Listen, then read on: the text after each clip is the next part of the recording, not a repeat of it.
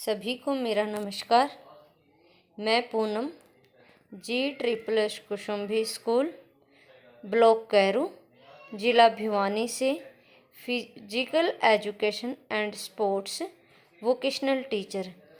तो बच्चों, आप सबको ये डाउट था कि इंग्लिश में जब मैं बोलती थी तो आपको हिंदी में मैं बोलती थी और इंग्लिश में बैकग्राउंड होता था तो आपको लिखने में दिक्कत होती थी।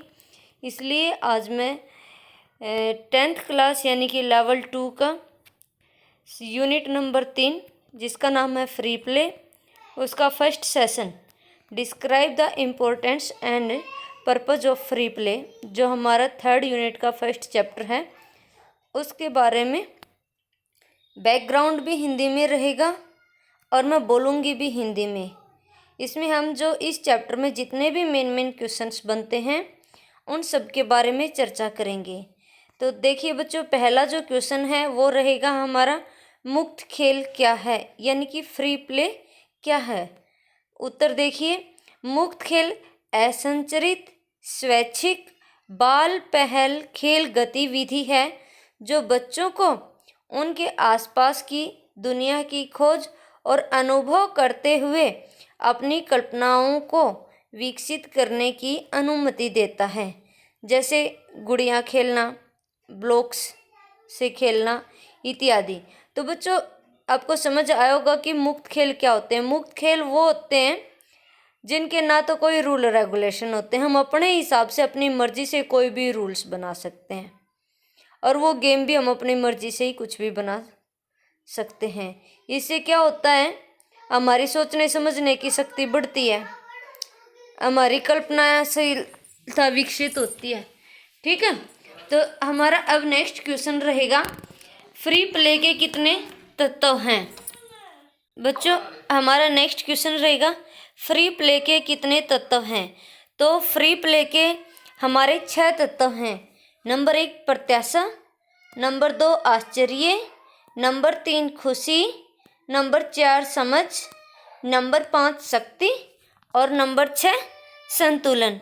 ये 6 के 6 तत्व हमारे फ्री प्ले के हैं। बच्चों, नेक्स्ट जो हमारा क्वेश्चन रहेगा वो रहेगा, विद्यार्थी जीवन में फ्री प्ले क्यों आवश्यक है।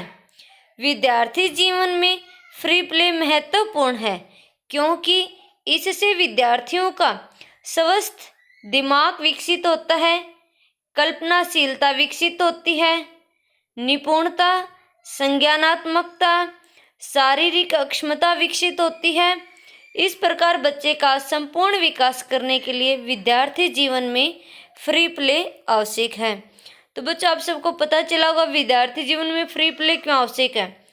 एक विद्यार्थी का संपूर्ण विकास करने के लिए विद्यार्थी जीवन में फ्री प्ले आवश्यक है। नेक्स्ट क्वेश्चन रहेगा, फ्री प्ले के लाभ बताओ। तो फ्री प्ले के निम्नलिखित लाभ हैं। नंबर 1 बौद्धिक विकास, फ्री प्ले कार्य कौशल सामग्री का ज्ञान और रचनात्मक सोच का निर्माण करता है। फ्री प्ले क्या करता है बौद्धिक विकास में, कार्य कौशल सामग्री ज्ञान और रचनात्मक सोच का निर्माण करता है। दूसरा पॉइंट है सामाजिक विकास। आइए देखते हैं फ्री प्ले से हमारा सामाजिक विकास कैसे होता है। सामाजिक खेल में बच्चों के विचारों को साझा करने और प्रतिबद्ध करने, बातचीत करने तथा भावनाओं को व्यक्त करने की आवश्यकता होती है। नेक्स्ट है भावनात्मक विकास। फ्री प्ले बच्चों को सिखाता है कि नियमों को कैसे सेट करना है, कब बदलना है और कैसे तय करना है, कब नेतृत्व करना है इत्यादि। यानी कि भावनात्मक विकास में क्या होता है कि भाई किसी भी खेल के क्या क्या नियम बनाने हैं, इनको कैसे कैसे सेट करना है, अगर उन नियम से हमें कोई दिक्कत हो रही है तो हमें उनको किस टाइम पे बदलना होगा और कैसे हमें नेतृत्व करना होगा। ये सब, इन सब का विकास हमारा भावनात्मक विकास कहलाता है और ये किसके द्वारा होता है, फ्री प्ले के द्वारा होता है। नंबर 4 है शारीरिक विकास। फ्री प्ले में बच्चे विभिन्न खेल खेलते हैं जिनसे उनका शरीर मजबूत होता है और स्वस्थ होता है।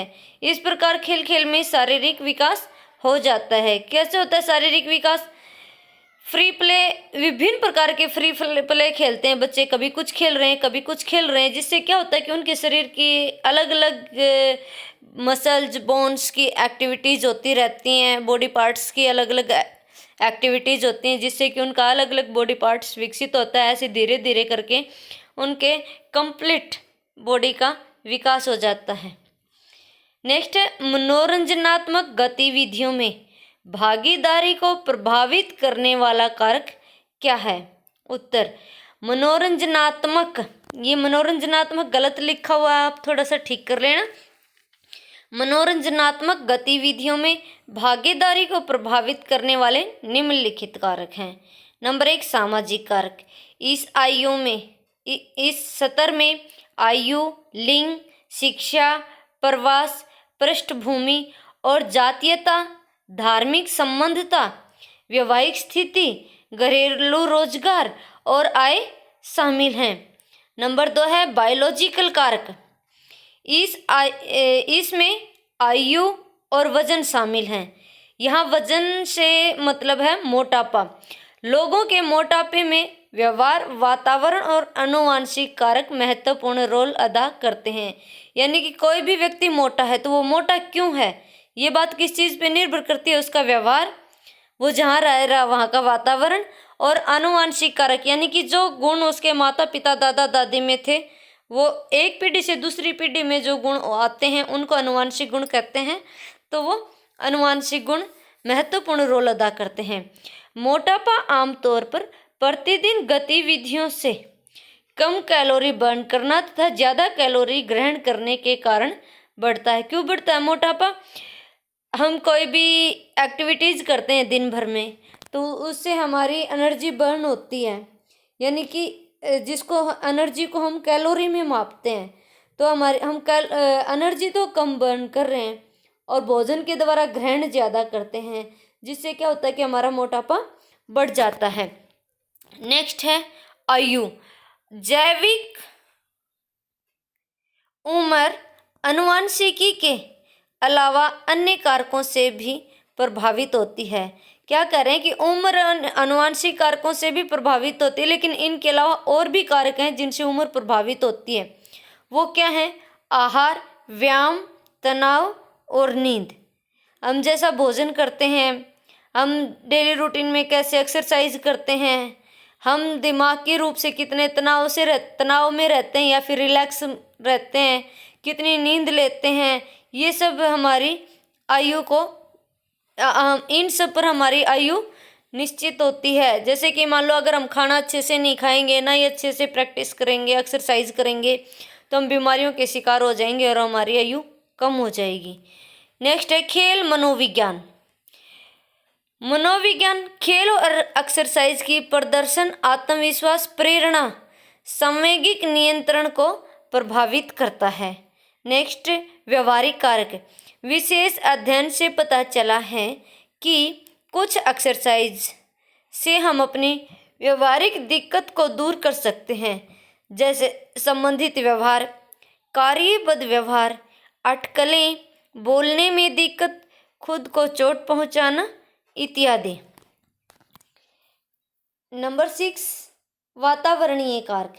किसी भी खिलाड़ी को अपना कैरियर बनाने में कई प्रकार के वातावरणीय बदलावों का सामना करना पड़ता है, जैसे लंबा तैयारी काल, अपने परिवार से दूर अनजान लोगों के साथ रहना कई दिनों तक इत्यादि। ऐसे कई प्रकार के बदलावों के बाद भी उसे अपने आप को कैरियर तक पहुंचाने के लिए तैयार करना